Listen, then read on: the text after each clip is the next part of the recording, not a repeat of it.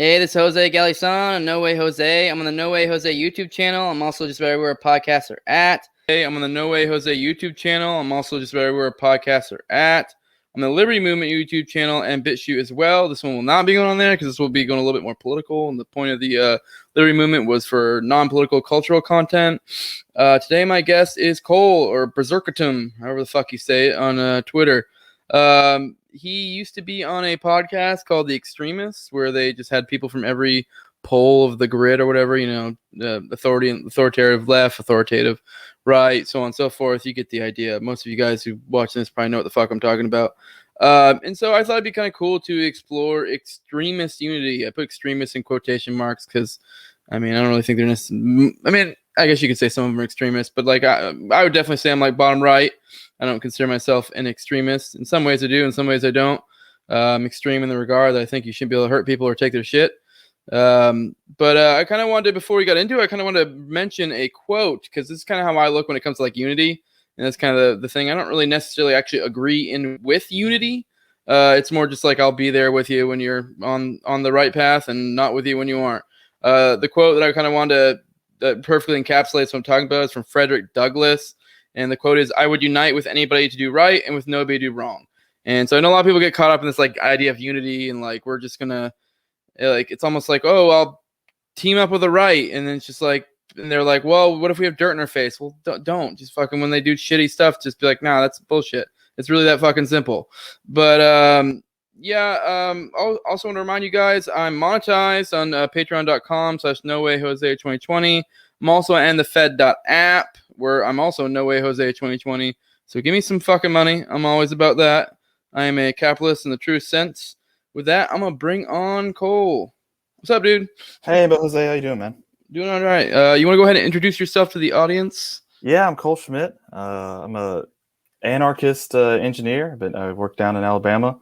My Twitter, Instagram, pretty much everything is Berserk Adam, but that's fine. Berserk Tom, I hear it a lot. but yeah, I was on a podcast this mostly during COVID, actually, called The Extremist. We had there was 4 of us, actually. There was 5 of us. Me as the anarchist libertarian right. We had a ANCOM, technically libertarian left, a neocon as authoritarian right, which we've had a lot of dealing with those lately on Twitter. And then authoritarian left, we had a tanky, and then we did have a radical centrist who he called himself radical centrist, but we just shit on him the whole time. But it was a fun podcast. I enjoyed doing it, and I wanted to get back into doing podcasts again because I just find it super fun to talk to people, shoot the shit, and maybe talk about some libertarian ideas. Yeah, with your job, we definitely have opportunities for future episodes. The whole "but my roads" type bullshit. Yeah, I know. We've been talking about that, and I even mentioned it. I was like, maybe on this one, I haven't heard. The roads argument, has been beaten to death 1,000 times over. But something that I deal with every day is like water and sewer, gas and power, like those things. Especially if you look at like right now, what's happening in Texas, like all their power went out. It's like, well, it's a centralized authority, like taking over the whole power grid. But different podcast, different day. But that's also something I'm really passionate about is utilities, even though that sounds kind of funny and weird. Yeah, I really like having shit. Being able to shit. Yeah, exactly. We want to touch on, before we get into the meat of it, I don't know if you have any thoughts to add to kind of what I put in the intro with when I was kind of talking about when it comes to unity, because I feel like it's kind of a false notion. I feel like a lot of people get tied up and they're like, oh, we're going to team up with the paleo libertarians or whatever the fuck. And it's like, yeah, team up in the regards of like when they do something good, but when they do something dumb, be like, no, that's dumb. Like, it's really that fucking simple. But yeah, you pretty much nailed it, like right from the beginning. There's things we can go into, but yeah, I feel the same way. I think unity is something that a lot of people want, but they don't realize what it is and how at some points bad it can be if you're unified with the wrong person. And I think there is some ways to unify with different quadrants and different people, politically and culturally too. I think culturally is a big thing that we think about, getting together politically and agreeing on different things and fighting for a cause. But I think unity in culture can be an even much larger deal. But yeah, I would say just my thoughts on it are that I want to unify with people that want to be free. That's how I think of it. If you are authoritarian right, but you're saying I like government, but I still want you to be free. I want you to be free to choose the government you want to be under. 100%, I'm with you all the way. Even if there's an ANCOM that's saying I just want to get rid of the state and go and live in my commune, I just want to be free to do that, and I want you to be free to do what you want to do. I will unify with them in a second. But once you say, I don't think there can be any unity between someone that wants to be stateless and someone that wants to have a state in power. I can't. There's no way I can personally agree with them, because any coercion to me is just immoral and like despicable. Yeah, like I was saying, with like the unity, it's just, I mean, really, if your idea of unity is that we should, stick with someone and then like not bring up when they fuck up, then no, that you should never unify with anyone, really. But if you're, I mean, that's why I think the whole idea, if anything, I would more kind of want to get at like pros and cons of different groups, to kind of like what you can ally with them, what the utility of different allying with them on certain things, and so on and so forth. Because I think there's a lot to it. There's definitely, for every quadrant, there's something to team up with them. Even the centrists, which we're about to go into shitting on them. So we'll go ahead and get into it. We'll top of the centrists. I wanted to say one more thing, and I was thinking about this today, and I think it's important to note that like every quadrant, every person that gets into politics is doing it because they truly want to make people's lives better. But we all just have a different way of getting there. And I think if you can unify with somebody of understanding, like just at the base point saying, hey, I want to make human life as best as possible for everybody. So how do we get there? And I think that can be a unifying factor between all quadrants.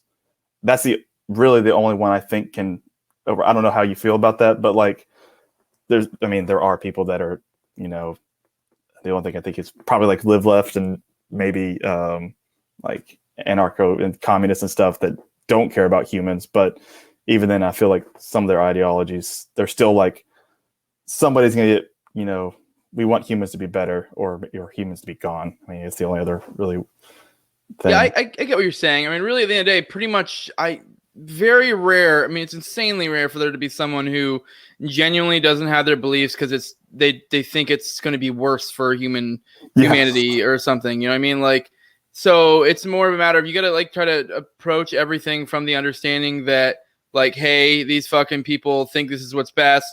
And that doesn't mean, I'm not saying you should always, interact with people in good faith. I actually think there is utility in shitting on people, to some extent. It depends on the scenario. But you also, I think, need to come at it with the understanding of, even though, you may be shitting on this person, that you need to understand that they probably almost certainly are coming from this position because they think this is what's best. But there is sometimes there's utility in being like just dunking on their ass and being like, look how stupid this asshole is, because sometimes it's more Tower about Gang was made for this. Yeah, exactly. Yeah, which I will be covering that at some point. So here's for all the Tower Gang homies watching. Here's your shout out, so you can't shit on me. I just want to throw it out there though. Nick Ashley, he did not throw. Fucking A, dude. Fuck Nick Ashley, man. That guy. Yeah. No love for the homies. But you know what's even worse than fucking Nick Ashley? Centrist. So centrist, I kind of want to go on. I mean, we'll touch it. We'll go different ways, but I just think like with centrist, like with allying with them, there's nothing really to ally with them on. They're just fucking borderline. They don't stand for anything. Like that's the biggest thing. For like at least like a fucking commie, I can respect that you're like. At least you stand for something. Like I think you're entirely wrong. You're extreme. Like your commies. I mean, they have all the confidence and all the what's the word? I mean, what's it? I can't remember. But they definitely have the confidence, and they're radical and they stand for it. But I mean, you asked what we could like unify with centrists on. We can literally unify with centrists on anything. They don't care. Like it was. I mean.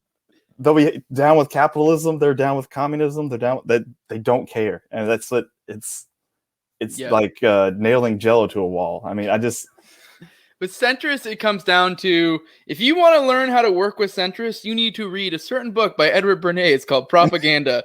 That's what you learn when it comes to centrists. That, or start learning some listen to Vindermani and learning about his version of magic. Shit like that. You just need to learn how to fucking herd the sheep. That's all you gotta do when it comes to centrists. And honestly, I think of centrists kind of as like Michael Malice talks about, like they're just the average people. Like, I mean, you can almost take probably like 80% of people and fit them in the centrist category. And it's not a bad thing. Like, it doesn't, like, that's just kind of the norm. It's the average. It's what people, I mean, because most people think that balance is the be all end all for anything in their lives, which it is a great thing to have balance. But if you're trying to balancing between two, I mean, opposing ideas, sometimes that thing in the middle is not the best thing. Sometimes one end is way better than the other end, and one end is still way better than the middle of that. So you might say you need balance with balance. Yeah, it is crazy. And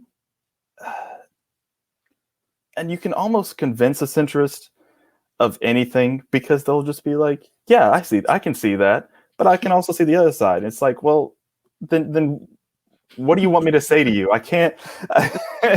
I guess it's a little bit different, because I'm not trying to, like, where this is like convincing the other side, but yeah. And I guess saying that I like shitting on centrists is I feel like I shit on people who take pride in being a centrist, because it's like, cool, you're taking pride in standing for nothing. Yeah, but now if you're a centrist, like you said, it's just your normies. Basically, that's what normies are, centrists. Yeah. And it's like, okay, whatever, cool. I have no issue with someone who's not interested in politics, philosophy, shit like that. Like, whatever, cool. I mean, if anything, that's probably great, like, but just don't hop in this arena and be like, you know what, guys, I have a balanced approach here, and it's like, good for you, buddy. Like, go fuck off.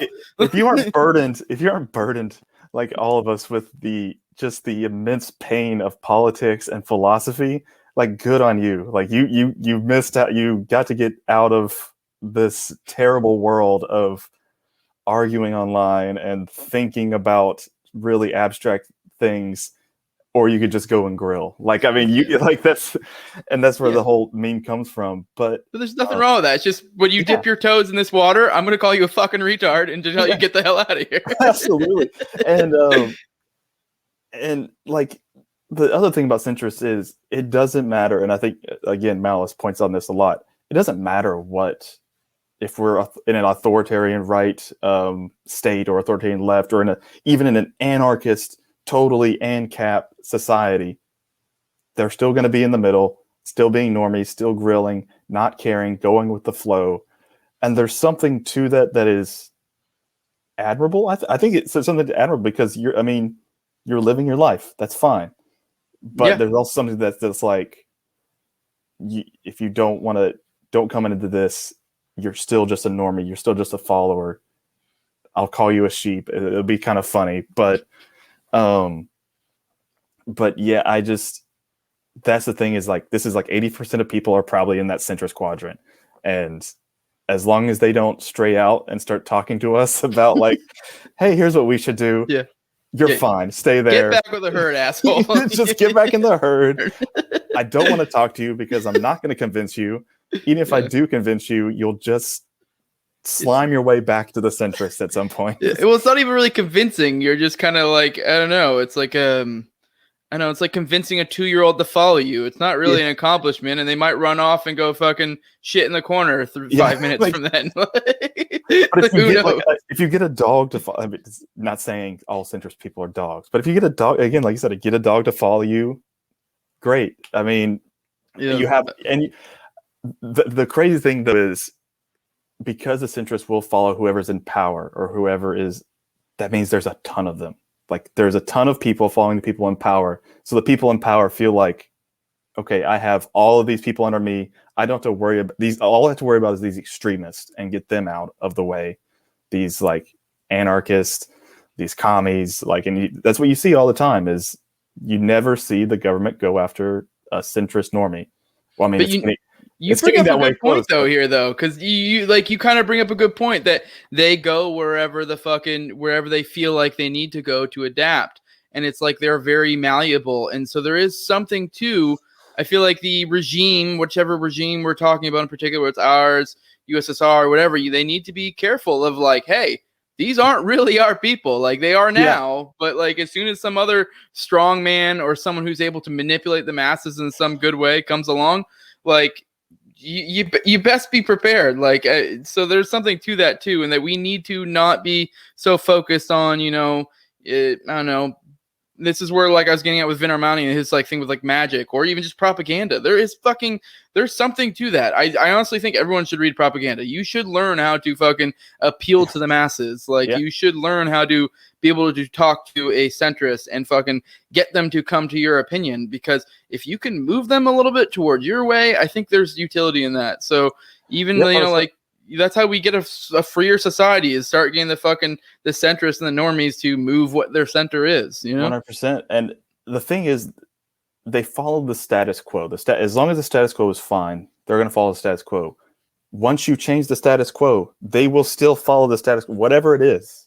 They're still going to be following that status quo towards whatever.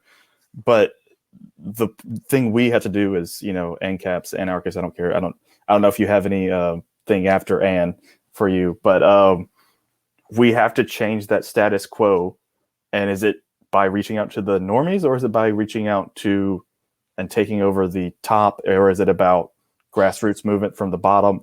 I don't know, but I just know that we have to change the status quo, and then that's how we get all of the normies to follow us. I mean, it's a little bit of all the above. it is. Yeah. And I think I want to say you did a podcast about like, which I think Tom Woods just did one on it, but about no. It was Nick Ashley just debated. Was it Nick? Just debated. Nick didn't debate anybody that I know of. Are you thinking of unironic? Huh? Yeah, unironic ANCAP. That's what he debated. Nick Cass or Kevin Castley. No. I'm talking about the anarchist guy, super anarchist. Written a bunch of books. He was in the Monopoly on Violence. You're thinking of Josh Smith and Larkin Rose. Yeah. About arguing about, should we use the Libertarian Party to change, the government towards libertarianism? And that's a whole other discussion, because I actually don't think you should, but I don't agree with Larkin's reasonings. I think Josh won that. So I think Larkin's reasoning there was very squirrely. And but again, that's that whole thing of, should we go from the bottom? Should we go from the top? But again, that's what I just wanted. If you haven't watched it, go watch it. If you haven't watched it, it was a pretty good one. It was kind of, I joke, I'm in a group chat with Josh, and I totally joke that it was like watching mom and dad fight, because Larkin Rose is one of my probably one of my top favorite books, the most dangerous superstition. I really highly suggest anyone to read it. His big thing, his focal point is like we really focused on a lot is convincing people that authority is a myth, and that it's that like this is what drives government essentially. Yeah. So yeah.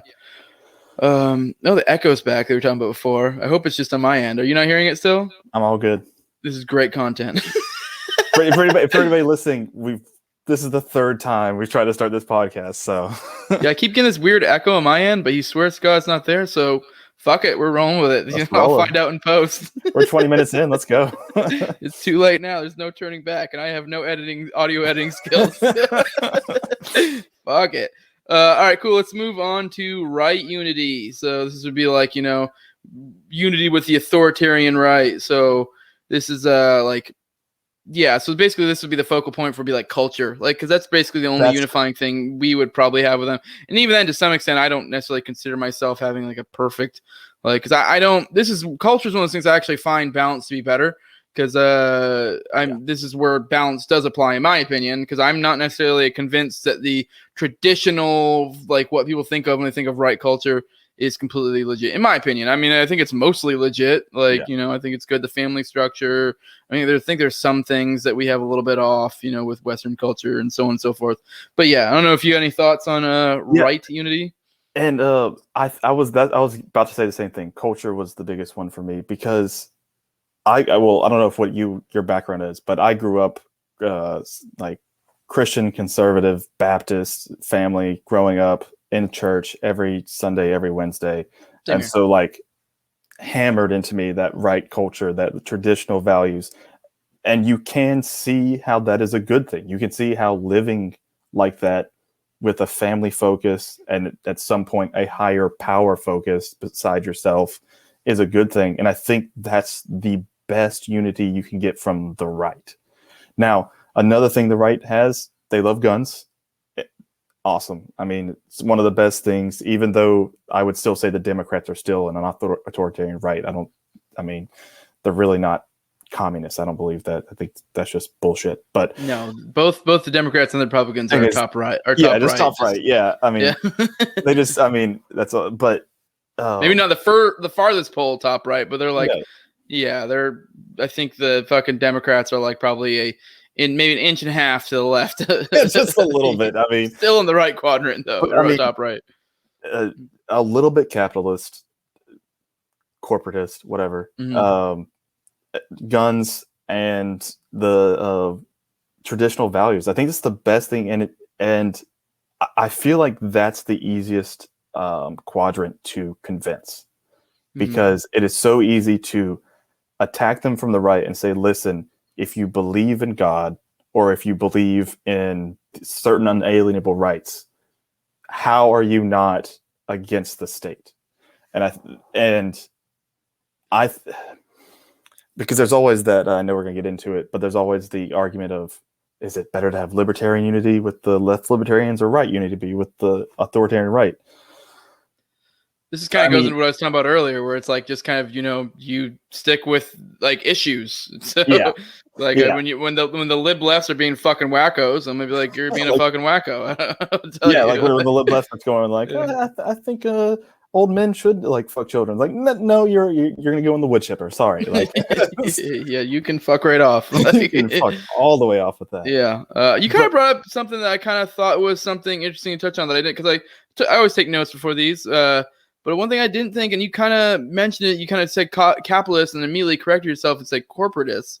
And I think that brings up a good point when it comes to the top right, because this is where you get this issue with us like ANCAP types, where why people argue we shouldn't even really have the cap part, because people conflate corporatism and capitalism, and that is a product of the top right, because that is a definite thing. The top right will interfere in the market big time, and they will gladly refer to it as capitalism. And this is a kind of bastardizes what we consider capitalism.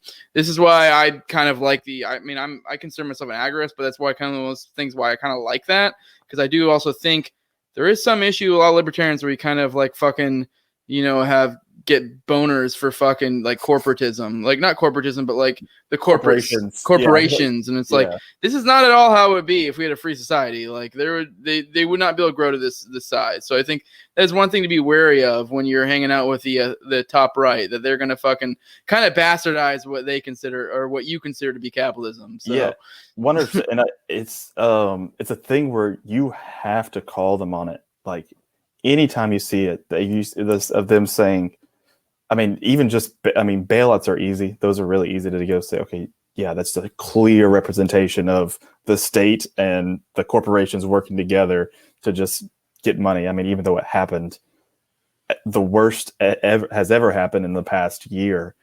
But even, small things like, but people don't, just regulations. People don't realize that is a very corporatist, like super anti-capitalist thing, is regulations by the state, and it shouldn't be something you can just roll over with and say, well, I'm okay with, like, no, you have to nip it in the bud from the right, because they have a hard on with tariffs. Trump had a huge hard on for tariffs, regulations, and it's kind of a weird thing with, like, when you talk about like tax cuts for like corporations.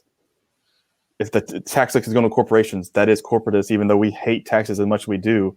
If they're giving taxes to corporations, it's just fucking over everybody below those corporations, I think. So I'll always fight against taxes, and I'll always be for tax cuts. But I don't know if I'm going off on a tangent here. This is kind of stupid. But it is one of the biggest things. And I think personally that corporatism is worse than communism, because it is a faux capitalism that will still end up in a technocracy, that kind of like what we're seeing with these big tech companies just taking over because of the corporatist agenda.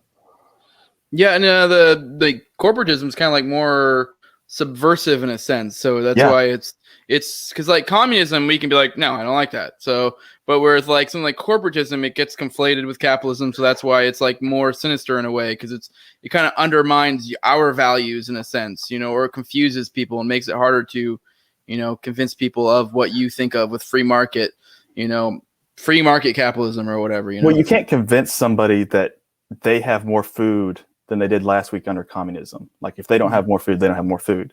But you can convince somebody that, oh, by the way, you can just get this thing cheaper because of this large corporation. And that's very easy to convince somebody to say, this is better because you're better off right now because you can consume more than you were before. And they'll be like, yeah, I can.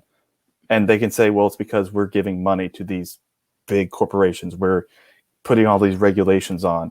And it's, like you said, it's more subversive, but it is definitely more dangerous, I think, than communism. Oh, for sure. Yeah, so I think we kind of covered the biggest thing is like obviously with them, their authoritarianism, they kind of bastardize our idea of capitalism. And then like the big thing, to unify with them is on culture. Because I do think like we were kind of touching on is I'm actually an atheist. I have some different thoughts when it comes to, for example, I don't believe in objective morality. I fucking, I don't know. I'm kind of like I'm a little bit of a conundrum in some ways when it comes to like cultural things. But even then, I still think that there are on the whole, the right side, like culturally, is on the right track far more than left side. If we're making generalizations, 100%. If we're making broad generalizations, like I'm not like, for example, I think there is a role for like, I actually think genetically speaking from a scientific sense, I've talked about this before, that I think, evolution kind of is almost created like homosexuality to some extent. So they've actually shown that like families that have more males tend to have it because it's like you don't need any more breeders in a sense, and it's also helpful to have more. But anyways, point being is I have a little bit more different view, but I think on the whole, I do think there is more benefit to, generally speaking, the right side of the culture. So, the kind of big family values, while I don't believe in God in any sense, I do think it is, once again, talking about the sheep, the centrist kind of deal, I think it's useful to have them have their little imaginary friend, in my opinion. Maybe it's a little fucked up, but I don't really care. This guy says do good things and don't do bad things. Yeah, it's just like you don't do. It's like it is a big thing because the right has always loved the church. I mean, as much as bad as the church has done, and it has done some shitty things throughout the millennia it's been around, it also says, be good to people, be nice to them, help poor people out, and I don't know, like just have a good family. Like that's literally just what it says. And it's hard to tell anybody that and then to be like, nah, fuck that. Like, no, everybody's going to be like, yeah, those are good things. And those are, to me, the basics of all religion. And the beautiful thing about religion, too, is the cognitive dissonance that goes along with it. So, like, say things like we mentioned homosexuality. Like, that was actually one of the biggest turning points. I'm not gay, but that was actually one of the biggest turning points for me for, like, getting away from religion. Because, like, I'm 29, and so for me, that was, like, the whole gay issue is a big thing growing up. And, like, it never logically made sense to me why it was an issue. And I know for a fact, I mean, there are probably some religious people that are going to get butthurt, but it is fucking straight up in the Bible that it's not fucking cool. But, like, people will find ways to fucking justify how it's okay. I love how you use butthurt. That was great. That was good. But people will find ways to make it, like, their belief match up. You know what I mean? To, like, be like, yep, somehow the Bible's okay with the gays. Like, okay, cool. And so it's kind of this, like, thing of where you have this magical book that tells you, do good things and don't do bad things. And then once the culture decides certain things are bad, they somehow hand wave away certain things. Like, well, man, you are hitting something that is like, just to me, like a huge thing because, like, again, I grew up in super fundamental Baptist. Like, you don't even know how, like, I was definitely born up like a the gays are bad. The fucking like the like smoking and drinking is the worst thing. Even though Jesus drank wine, do not drink wine. Like, and the cognitive dissonance between not only just between the Bible things, good and bad or whatever, but between of the like worshiping the state and worshiping their God. Like, I've talked to my parents. I've talked to a lot of different like Christians and stuff about this. Like, hey, and by the way, shout out to Anarcho Christian XP. If you don't follow him on Twitter or Instagram or YouTube, definitely do it. He's great, especially if you're a Christian. Do it. Daniel 3 is good shit too. If anyone's paying attention, I don't know if he's another Anarcho Christian. Oh, so, fuck! I'll have to follow him because they're really good, and it's just and their biggest thing is no king but Christ, and they're like, if you're a Christian, how could you ever be for the government or for the state? It literally is like totally the antithesis of what the Bible is trying to be like and what you should be like. But I mean, another one of the big things with the authoritarian right of they've intermingled with religion to where they're like the state and the religion go hand in hand, symbiotic relationship, kind of like corporations and government.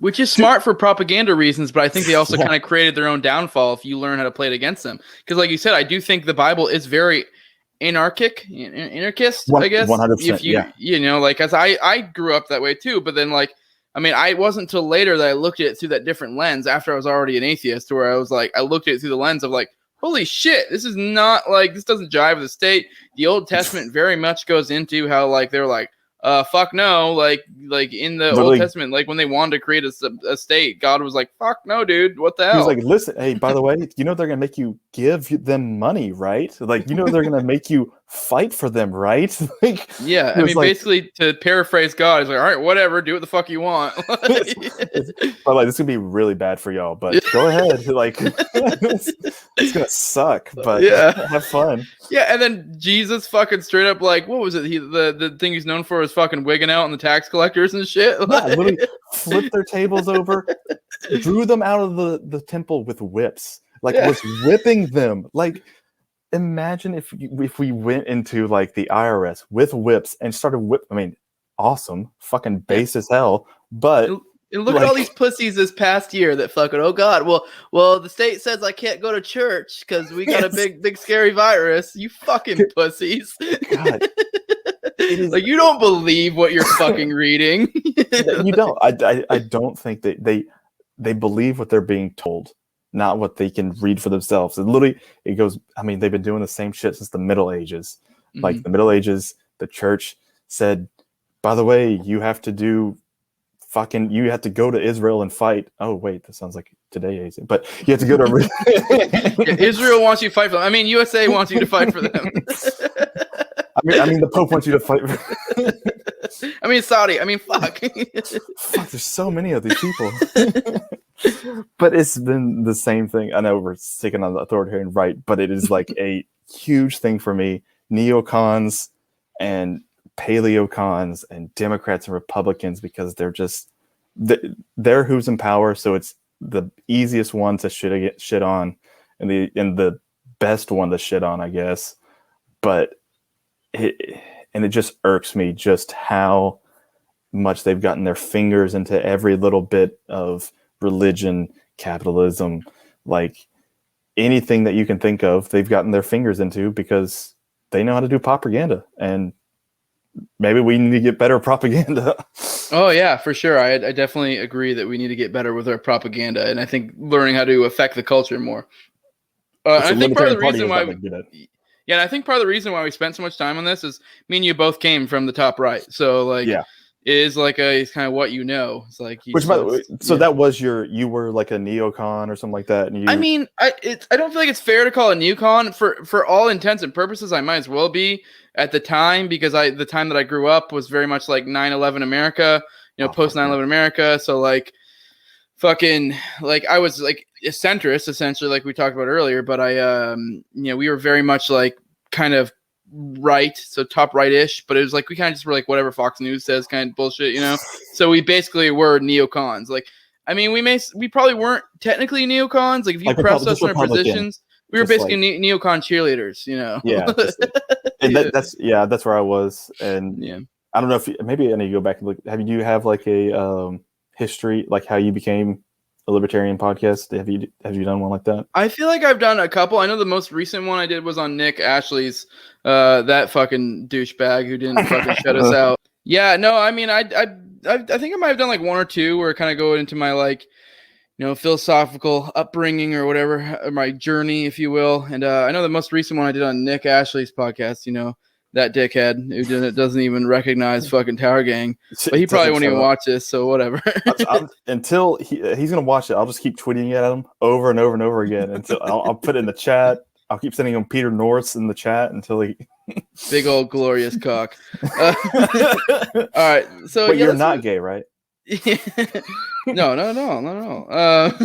Let's move on into bottom unity. So this is kind of where we talk about like the lib left, and the thing is, the lib left kind of I feel like can be confusing because left can mean culturally, or it can mean whether they recognize property rights or not, and those are like two different beasts in a sense. 100%. So, but I mean, we'll kind of generalize whatever. So, what are your thoughts on bottom unity? So this is actually you're watching like almost a rift between like left and right libertarian unit right now in the Libertarian Party. I mean, like you have the Mises Caucus, and then you have like the fucking I don't know who the other guys are. I don't know what they call themselves. There's like the radicals, a large portion of the radical caucus is, and it's that thing of like you said, frags. They're leftist libertarians. They are culturally left. They want it to be about transgender, homophobia, different shit like that, and that's fine, whatever. But like when you have like, I think libertarians, left and right, can all unify under we don't want the state, and that's the biggest thing. Like if you want to unify with the left libertarian, it is we don't want the state. We'll figure out everything else after that, but let's get rid of the state first. But it feels like a lot of left libertarians are now putting the cart before the horse. They want to figure out all the other shit. They want to figure out racism. They want to figure out sexism. They want to figure that out first. Let's get that done, and then we'll go after the state. It's like, no, let's take on the state because they're the biggest problem. People are literally dying. Let's take that out first. Yeah. I mean, I don't have a whole lot there. I mean, I do want to throw in a little anecdote to kind of like perfectly demonstrate what we're working with the bottom left. But yeah, we towered some chick the other day because she was shitting on Dave Smith because she said something like all snarky, like I don't remember what he even said, but she said something. Where she said something along the lines of like, "Oh, I guess taxation is worse than transphobia, huh? People actually die from transphobia, and there was some shit like that. It's just kind of like the most retarded take, huh? I think it was an Andy Craig tweet, and that she was tweeting under that. Yeah, something like that. I don't know. It was so dumb. It was just like it was one of those things I just can't even understand. That it's like this is like where they're at, where they're like they value things like racism or sexism or whatever more than that. Whereas like I have no problem saying that I think it's perfectly within libertarian values to be racist, sexist, whatever. Yeah. I don't have any. I mean, I'm not gonna be your homie. Like we're probably not gonna be cool, but like at the same time, as long as you're like. It's like I think Eric July says a lot. It's kind of like the racism without the state is just people with shitty ideas. So like it's like you have no real fucking power, and it's like if you don't have free association is one of the building blocks of a libertarian society of saying I don't have to associate with you if I don't want to. No one can force me to buy what you're selling or for me to sell for you to force me to sell something I don't want to sell or live somewhere I don't want to live. Free association is so integral to libertarian philosophy. And then like once you say, no, you have to do this, you have just lost every bit of everything else that comes from that. Like there's no, I remember this is kind of like I've had people tell me like, yeah, I mean, I would be a libertarian, but they just seem, it's going to sound funny, like they seem too consistent. They want to be so consistent on everything. I'm like, to me, consistency is some of like and they're just like, well, you can be consistently wrong. It's like, well, I'm consistently right, so it's fine. But but the left libertarians don't have that consistency of we need to keep people able to be free, even if that means they might do bad things. Or they might do, maybe not bad, like we don't want them to murder, kill, or rape or anything like that, but like bad things culturally, racism. It's a terrible thing. I think the quote, I can't remember who said it was, but I think it was it Thomas Sowell that said, or Ron Paul, that racism is the worst form of collectivism or something like that. And it's true, but you have the total right to be a racist. You have the total right to be a sexist. That doesn't mean we want you in our society, and free association allows us to get you out of our society without coercion. But that's a thing that left libertarians don't get. They don't understand it. And like you said, we towered that girl because she was trying to say that transphobia was worse than taxes. Which I can see at a very like one-dimensional view how you could believe that, because it's like you can see how like taxation just seems so like it's something you do every year. It's just not really. It's just money. It's just money. But like if you really take into the larger effect of everything it does, and then it's like, and also on top of that, like what do you mean by transphobia? It's like someone's like I saw someone say something like it's a shifting goalpost. So it's like what do you even mean? Like, and it's also like it's just like what people like really technically that means people scared of people that are trans. That's literally what that word means. So like homophobia, like it's like, scared of being gay. If they're really scared of them, they'd probably stay away from them. But anyways, that's just being a little like I guess being autistic and overthinking it. But like no, I don't think that is overthinking, because a big thing that happened. I mean, it's just happening the past couple of years has been like it's transphobic not to sleep with a trans person. That's transphobic, and it's just like that has been a talking point. And once you make that your focus, once the Libertarian Party during, with this past presidential run made being not racist isn't enough, you have to be actively anti-racist. That's a policy we want to put forth. Like, there's no that you can't like. That's not something as libertarians. I understand you can unify that behind that as a cultural thing, but not as a political thing, not as a this is how we're going to overthrow the state. And I would much rather unify with an ANCOM that is just like, I just want to get rid of the state, than a left libertarian, an actual libertarian from the Libertarian Party that wants to make sure trans people have better lives. Like, I want trans people to have better lives, but I also want to end the state. And I think that was a big.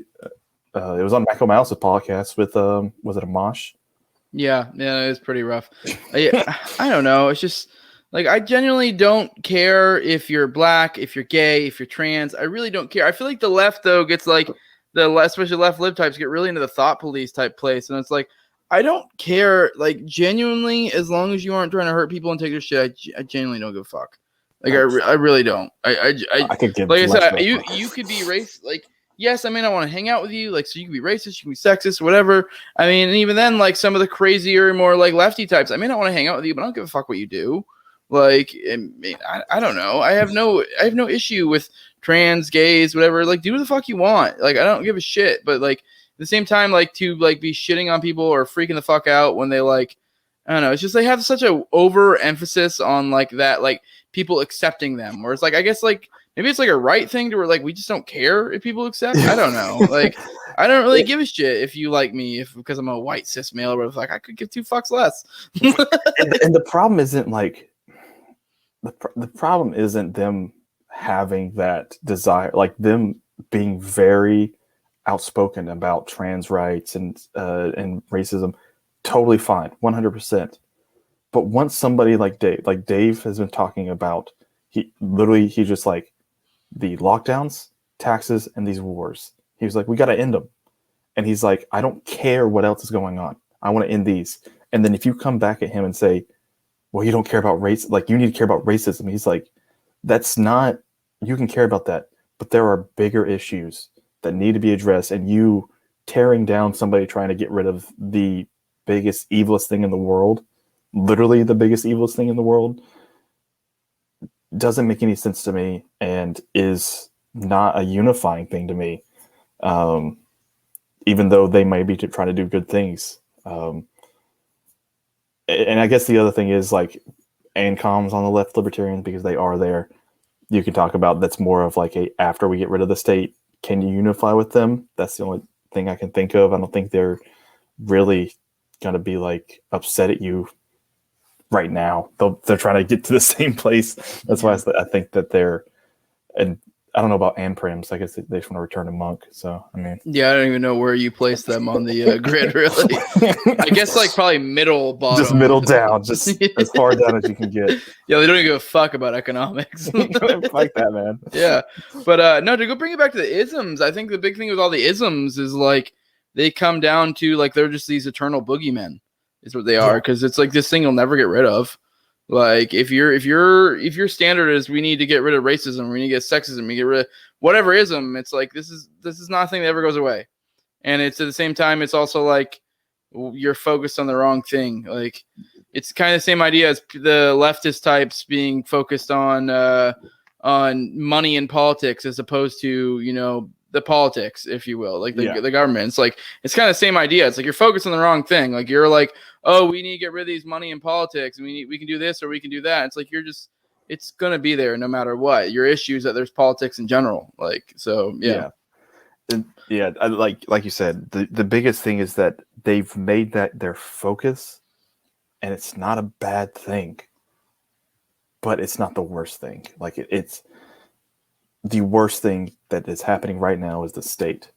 And if we as libertarians, especially within just the Libertarian Party, the third biggest party in the US that is supposed to be for freedom, is more worried about homophobia than wars in the Middle East. It's infuriating when you're on like a right libertarian and you see that. It is just infuriating because you're like, people are actively being killed and dying because of our tax dollars and our complacency within this country. But you want to fight about that, like, I guess the trans reading time with kids, like, or trans bathrooms. Like, you want to make that your main goal. And it's infuriating if you're on our side. Yeah, and the thing is, too, it really just comes down to, I feel like the bottom left is just generally just blue-pilled in general, and they just don't hate the state.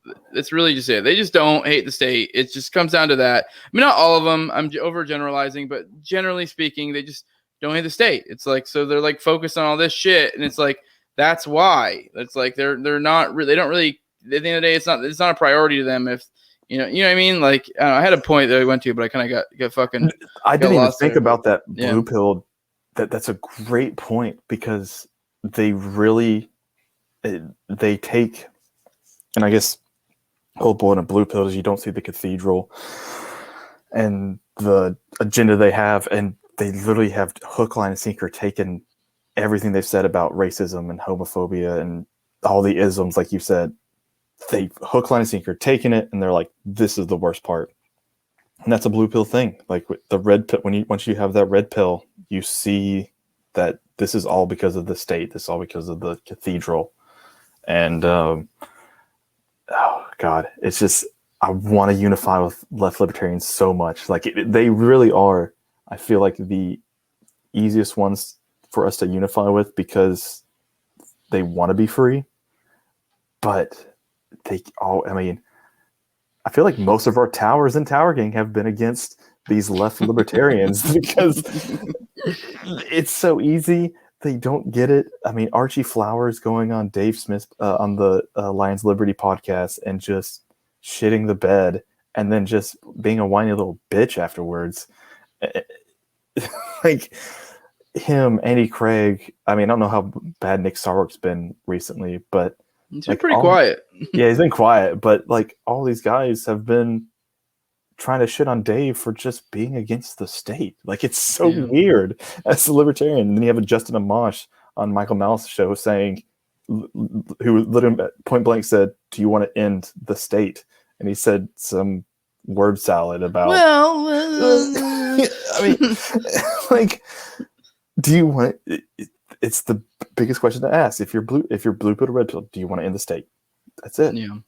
If you don't, I don't know if I can unify. I mean, the unity can't be. I mean, it can't be there as much as someone else does, even if that person is a communist. Yeah, and touching on communists, let's go ahead and move into the last one, diagonal unity, which is straight up commies, like fucking, like, and you know what? I think there's a lot. I think one note I put here is they're our best and worst ally.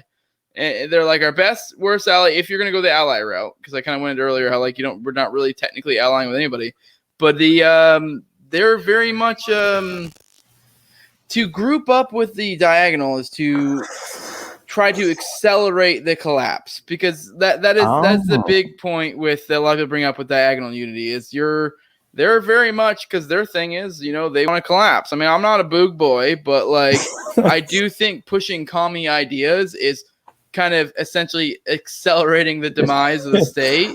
So, but at the same time, with the commies, they are our mortal enemies. So yes, while if we push our bottom right ideas and also their top left ideas, that is like probably the best method to collapse the state in the quickest way possible. But the problem is now you're left with bottom left, bottom right, right? You know what I mean? Like, because the bottom left are trying to take over. Luckily, with our current, or not bottom left, top left, but our current top left, I'm not too fucking scared of. But like, if we're talking about USSR top left, like they're goddamn scary. And I didn't think about the acceleration thing. Is I've kind of joked about it before with people, and I didn't think about that that it is technically authoritarian left and libertarian right unity, as dumb as it sounds, but yeah, I mean, if I can accelerate the state by pushing socialist agendas because they'll spin themselves into oblivion, and then we can be free after the collapse.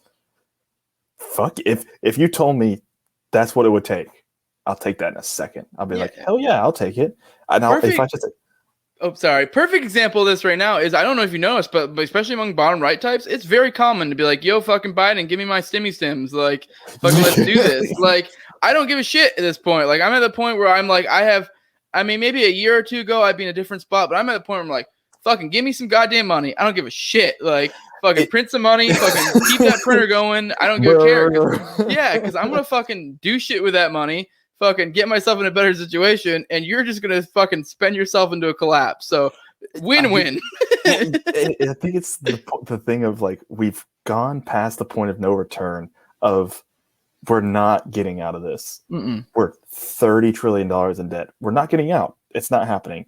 So why not we just end it now? Like, end it as fast as possible, so that, because I feel like if we elongate this, the more people are going to be hurt by it. And this kind of comes down to like a utilitarian argument of, should we go longer and maybe more people get hurt, or we should go shorter and a lot of people get hurt in a quick time, but we're freer afterward? I mean, maybe. I don't know. I don't know the answer to that, but yeah, I didn't think like I want my stimmy. I want to get let's inflate the dollar and I'll buy crypto instead, and I'll make I'll make thousands of dollars off crypto and Dogecoin and shit like that. And you're seeing it now that the collapse. I mean, damn, you really opened my mind on this, because now if you think, like, you start seeing like banks taking crypto as actual payment, or they're like different companies taking crypto as payment, and you're like, this is because the Fed is printing money and their dollar is worthless. So people are going to automatically go to something that is actually worth something. Yeah, no, and it's like, I mean, the key is, though, like, I know a lot of people are like, oh my God, this isn't like good with economic values and blah, blah, blah, blah. And it's like, yeah, you're fucking right, but I don't really give a shit. Like, I want this thing to collapse. I don't want this dollar to keep going on. Like, the biggest thing, though, for us, the biggest catch is to not be dependent. So the idea is to take that money they give you and to get out of the system. So whether that's pay off your debt, whether that's buy crypto, buy gold, buy fucking things you can use, whatever, use that. You need to use that money in any way you can to become less dependent on the state. Whereas a lot of people won't. They'll fucking just use it to just, pay their bills, go buy some weed, whatever the fuck. Yeah. But you need to be being smart as best you can with that, like being intelligent. So that's why I'm all like, give me fucking money. Like, I don't know if you saw there's some guy for the last stimulus bill who was like trying to like give us 10K. I was like, fuck yes. Well, Nick, I think Nick actually, the fucking backstabber, tweeted that today. Tweeted that today. He was like, "Hey, give me 10 grand," and I posted right on there and said, "Buy guns and ammo." Man, I was like, just buy guns and ammo and crypto. But oh damn, what was I gonna say? Oh, another point. Like people were saying, like, well, we need to be economically strong in the U.S. And like, if the dollar is strong, do you think we will be more active or less active militarily across the world? Yeah. Like, if the dollar is strong, we're going to be paying the military and we're going to be across the world killing people. If the dollar is weak, we can't do it. It's impossible. We'll just, and it's kind of, maybe not. Maybe I'm like, it's kind of hard to tell because it is also like part of the game is foreign intervention to uphold the dollar. That is part of the whole game. So no, it's like it's almost like, when you put the state in a corner, sometimes it will lash out, but it is also like you need to realize these are lashing out. It's just dying. It's dying fucking breath. Yeah, it's in a corner. So it's like, you might be like, oh no, they're like interacting more militarily or whatever the fuck, but it's kind of like, like it was a lose-lose to begin with in that regard. So it's like, it is what it is, Yeah. Again, like I am all, here's the thing. I want a peaceful collapse. I want it to be a divorce that we are all saying, listen, I want to get away from this and no one have any violence or die. I don't want people to die. That is like, I'd classify myself as a pacifist. I don't want to fight people. I don't want to get in conflict. I don't want violence at all. I'll defend myself. I'll defend my family. I'll defend my wife as much as possible. But for everyone, I don't want anybody to die. And if that comes from the dollar collapsing and people switching to a freer money supply like crypto, or I don't know, something else that might get invented between now and then, I'm going to take that. And if that takes socialist fucking agendas from the authoritarian left, like, if AOC and the mommy milkers can help us get to a free society, I'll take it. Yeah, no, I guess I'm definitely of the opinion that like the quicker they print, the better, because it's like within reason, because I do think a slow, like if they did it slowly, it just allows people to get used to it. It lulls people into getting dependent on it, whereas when they're just like being crazy and just throwing money out like the way they are, people pick up on the idea that's irrational and they're like, fuck this, I'm out. We've been doing it slowly for years. Ever since the Fed was created, we've been doing it slowly. And up until the past year, it's ramped up. And I don't think I've ever seen so many people red-pilled and radicalized more than right now. So the point at which there was an acceleration, we saw more people radicalized to being against the state by a huge margin. I don't know if they even have statistics on this, but to see if like the Ron Paul movement of 2012 and stuff and all that, is that more or less than what has happened in the past year of how many people have been radicalized? Maybe not to libertarianism, but at least to say, be red-pilled. There's red-pilled leftists. There's red-pilled, I don't know if there's red-pilled right, authoritarian right, or red-pilled paleocons. I don't know if that's a thing. Maybe like Tulsi Gabbard or something like that. But I heard something on the podcast that Nick did on Liberty Weekly today where they were talking about how this year created a lot of store brand red pills. So I think that's probably like, I feel like there were more red pills this year, but they were store brand red pills. So I think you get like from that Ron Paul movement, you get your fucking principled red pills, whereas you get your store brand red pills from this past year, which, you know what, they're kind of almost our red pill centrists. So it's like, if anything, centrist. It kind of brings it back full circle what we were talking about at the beginning, where it's like these are kind of pulling our masses to our way, be like, look at this fucking bullshit. And it's kind of, by demonstration. And then we have people like us that are the kind of the, fucking principled ones that kind of lead the fucking masses, guide the herd. So, like, hopefully. The best thing about this talk right now is I'm getting white pilled. Like I am really hopeful for the future, because seeing how people have responded to the lockdowns, to the printing of the money, to the fucking changing from Trump to Biden and then seeing them fucking get screwed over by Biden afterwards.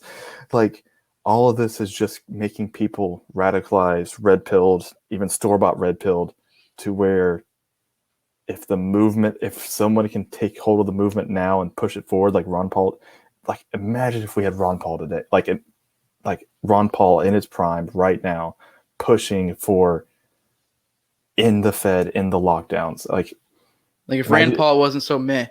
Yeah, if Rand Paul wasn't shit, if Joe Jorgensen wasn't fucking talking about anti-racism, and maybe Spike Cohen can actually, like, which, by the way, Spike Cohen, after the run, has been absolutely awesome on Twitter and like everything. He's been legit.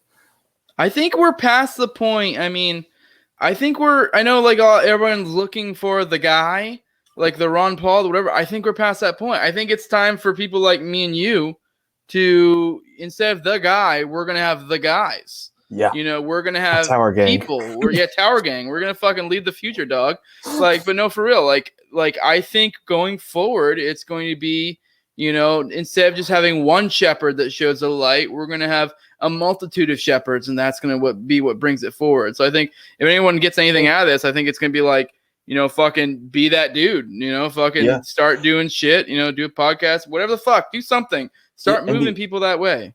And the only thing I can see that is a obstacle is the technocracy, because the movement is started online. It started on social media. We see it on Twitter. We see it on Instagram. We see it on YouTube. I mean, how many people have started? I don't know when you started. When did you start your podcast? Oh, like mid-COVID-ish. I don't know when the fuck I started. Yeah, exactly. You started mid-COVID. Yeah. I mean, Nick just started his. We've probably have a huge influx of people starting libertarian podcasts during COVID, right before COVID, in the last year and a half. I bet Dave's, Tom's, Michael's, all of their like viewership has shot up during COVID. But now imagine if that's taken away. Imagine if all of a sudden tomorrow, like, YouTube comes out and says, all right, no more libertarians on our platform. Twitter comes out and says, you post something that says in the state or taxation is theft, no more. Like, what do we do then? I mean, well, I think a lot of people have already learned that lesson. There was a lot of like censorship that went on, and like, for example, I've already taken into account into it, and I'm no big dog. I'm on BitChute. I'm on fucking YouTube. I'm on basically anywhere fucking podcasts are at. Once I get to enough subscribers, I'll be on Library because I'm too lazy and I don't want to manually upload it. But I think once you get to 300 subscribers, it will manually upload it for you. Like, people are taking this into account. The idea is to diversify, essentially, and you'll be fine. And I mean, not necessarily fine. I'm sure it will fuck with your shit, but the more they stamp down on it, the more they just divert the energy elsewhere. So, yeah, I think people have learned that. I don't think that's going to be as much of an obstacle as they kind of showed their hand too soon with that. They kind of fucking were like, hey, you know, we're going to fuck with you here. And they're like, okay, well, fuck you. I'm going to create Library. I'm going to create this. I'm going to create that. Eat a dick. You know? And I think it goes back to you talking about how it's not going to be one leader anymore. If it was just one leader, it would be very easy to cut off the head. Dallas convertible ride. It literally just cut off the head.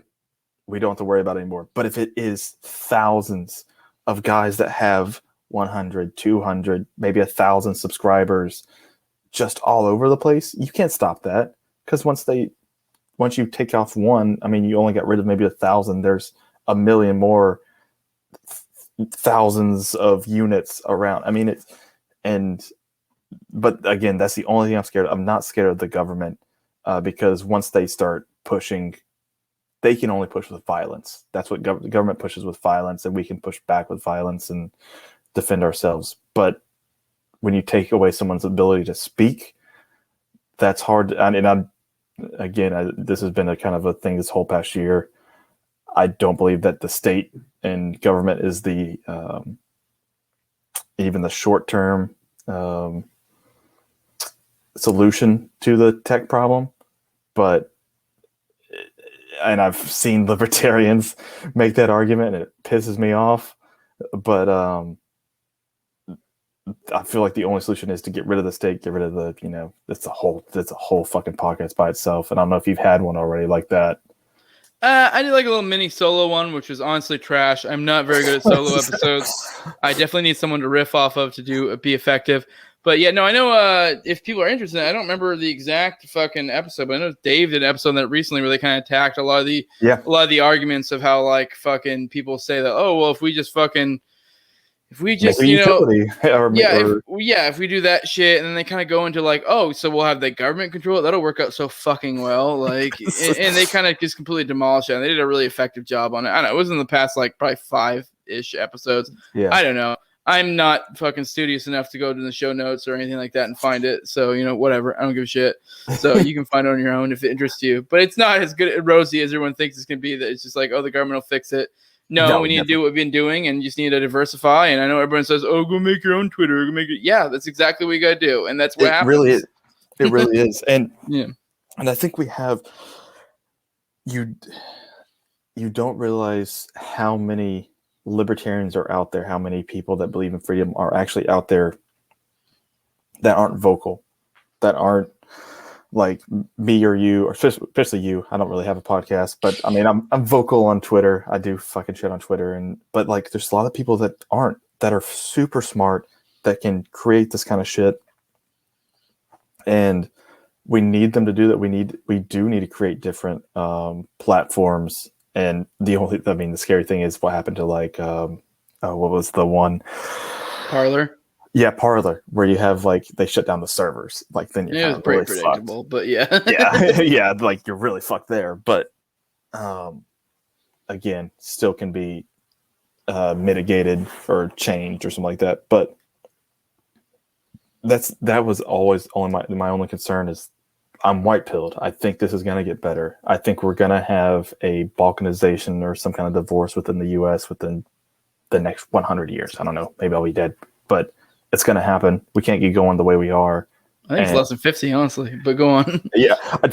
Honestly, if I was put at something, it'd probably be less than 50. And honestly, maybe less than 20 because Jesus, you can't. Right. Yeah. If I had to guess, I'd say like 20-ish, but I don't know. It's somewhere around there. Like we're going to be older men. Yeah. But, and at that point, then you start looking at who you want to unify with. Who do you want to? And I think the best unity is cop-out answer. Best unity is within our libertarian right. Mm-hmm. But after that, take the culture, like we talked about, take the culture from the right. As in maybe take some good parts of it, the family parts about that. And then from the left, we want to keep the state out of, we don't want it to come back up. We don't want it to be, to rise from the ashes and be probably even worse. We want to keep it down. We want to stay our freedom. And that's where you unify with the left libertarians. But, and that's how I feel about it. And at the end of the day, also, if you have friends that are fucking neocons, you have friends that are fucking leftists, they're your friends. Don't fuck with them. I have friends that are all sorts of all over the place. We have a good time. We go out drinking. We have a beer. Like, the best unity is like you being friends with people and just being able to live technically in an anarchist way between them. Mm-hmm. And if you can in your personal life be an anarchist, you are showing a light to the world of that this works. And it works every day. We don't need someone to tell you what to do. Yeah, that's one thing to end this on. I think if you are an anarchist, I do think you should, obviously within reason, you weigh what you look at your life and think if it's something you can. But if you feel like you can, I'm not saying be a fucking annoying about it, but when people ask what your beliefs are, let them know you're an anarchist. Yeah. If we can make this normalized, that's like damn near half the battle. So, if it's not a fucking weird, you don't make a fucking big deal about it. You're just like, I don't think we should have a state. And that's it. Yeah. Like whatever. If they ask you questions, you answer it. Don't fucking be obnoxious about it.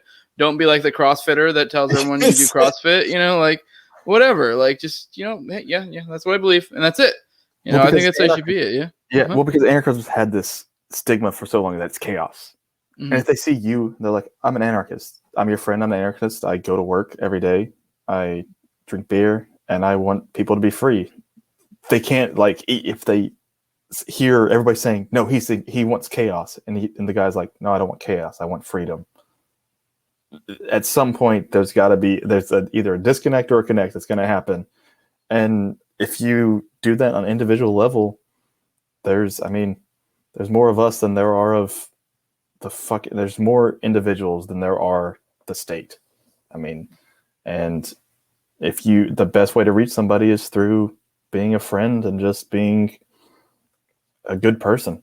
So, I mean, if you're going to be an anarchist, don't be a dick, like you said, but definitely show them that it can work, and it works because people can live freely together and have free association.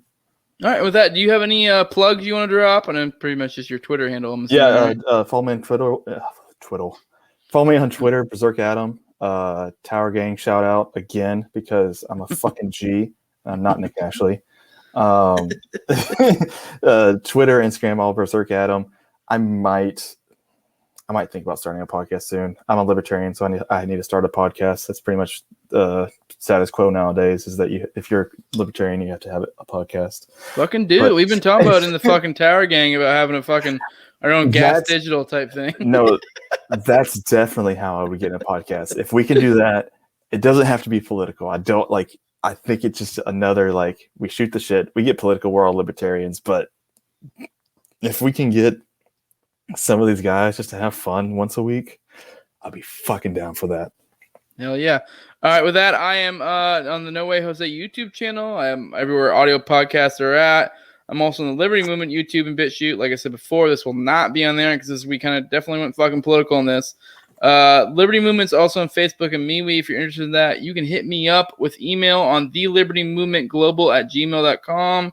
Fucking give me money. Patreon.com/NoWayJose2020. Or give me fucking crypto at endthefed.app, where I'm also No Way Jose 2020. Like, share, subscribe, comment, all that good shit. With that, it's been fucking dope having you on here.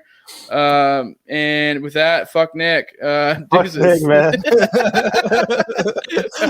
See ya. See you, man. All right.